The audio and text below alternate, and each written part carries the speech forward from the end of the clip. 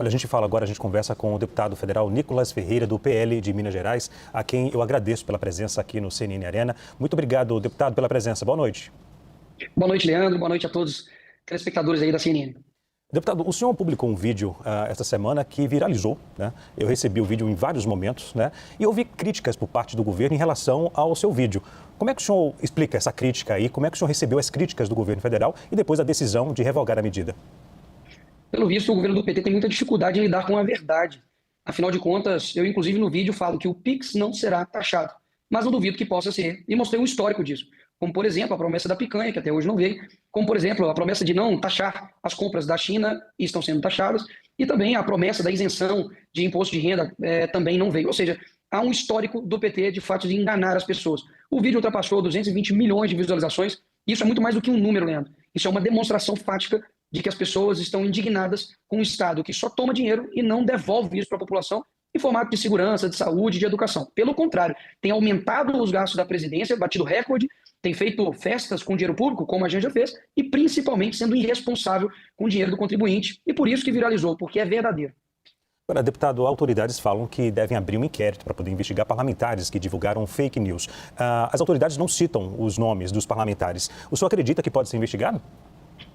Eu estou sendo investigado porque eu chamei o Lula de ladrão. Ou seja, inquérito por inquérito, abrir mais um para mim é entrar na fila. Afinal de contas, se você é honesto aqui nesse país, a chance de você ser perseguido é gigantesca. Agora, saudades, né, de quando o Ministério Público Federal, de quando a PGE, de quando o STF se preocupava em investigar a facção criminosa, se preocupava realmente em olhar a corrupção que acontece dentro da política, as malas de dinheiro que foram encontradas, por exemplo, com o Guedel. Saudade de quando, de fato, os criminosos eram os criminosos. E não quem faz um vídeo, um fundo preto, sem gastar um centavo de dinheiro público e simplesmente tendo ainda que combater ainda mentiras e ataques por boa parte de uma imprensa que é comprada por esse governo.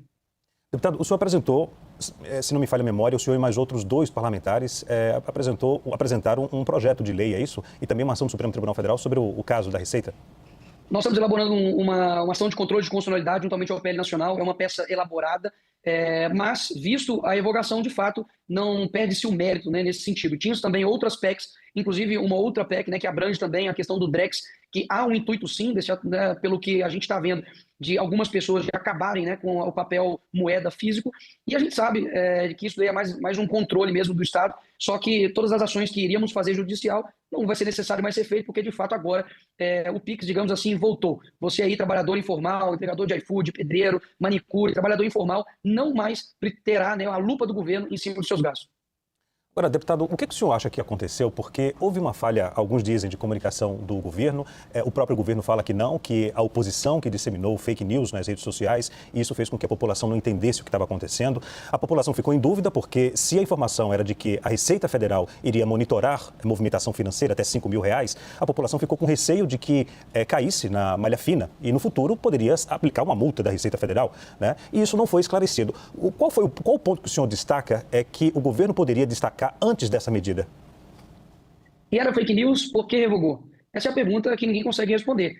Afinal de contas, é impressionante, né? Eles comunicam algo, a gente recebe essa notícia, mostra a verdade, e eles simplesmente dizem que não, vocês são incapazes de entender. Só o governo do PT consegue entender as medidas deles. E se você discorda, ou se você faz um vídeo elucidativo, você é considerado um fascista, um nazifascista, como, por exemplo, não somente o Haddad, mas agora o novo, né, secretário de comunicação do governo, inclusive dou boas-vindas a ele, diz que a oposição ela é fascista.